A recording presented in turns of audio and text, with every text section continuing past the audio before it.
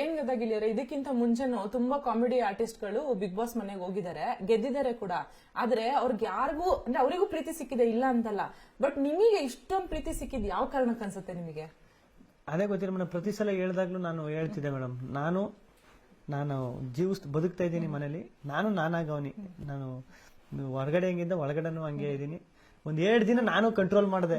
ಅಂದ್ರೆ ಸ್ಟಾರ್ಟಿಂಗ್ ಹೋದ ತಕ್ಷಣ ನಿಮ್ಗೆ ಕ್ಯಾಮ್ರಾ, ಅಲ್ಲಿ ನೋಡಿ ಕ್ಯಾಮ್ರಾ, ಇಲ್ಲಿ ನೋಡಿ, ಹಿಂಗ್ ಮಲಗಿದ್ರೆ ಇಲ್ಲಿ ಕ್ಯಾಮ್ರಾ, ಅಲ್ಲಿ ಕ್ಯಾಮ್ರಾ, ಹಿಂಗ್ ಬಗ್ಗುದು ಇಲ್ಲೊಂದ್ ಕ್ಯಾಮ್ರಾ, ಹಿಂಗೆಲ್ಲ ಇರ್ತವೆ.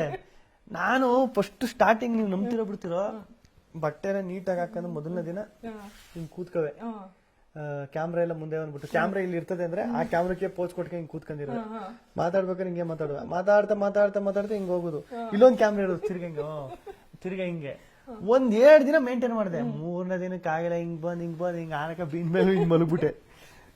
ಆಗಲ್ಲ ಮೇಡಮ್, ಅಲ್ಲಿ ನಾಟಕ ಮಾಡೋಕೆ ಅಷ್ಟು ಸುಲಭವಾಗಿ ಆಗಲ್ಲ. ನೀವೇನು ಅಂತ ಗೊತ್ತಾಗ್ಬಿಡ್ತು ಅಂದ್ರೆ, ನೀವೇನು ಅನ್ನೋದು ಅಷ್ಟು, ನೀನೇನು ಅನ್ನೋದು ಬಿಟ್ಟು ಬೇರೆದನ್ನ ತೋರ್ಸಕ್ಕಾಗಲ್ಲ.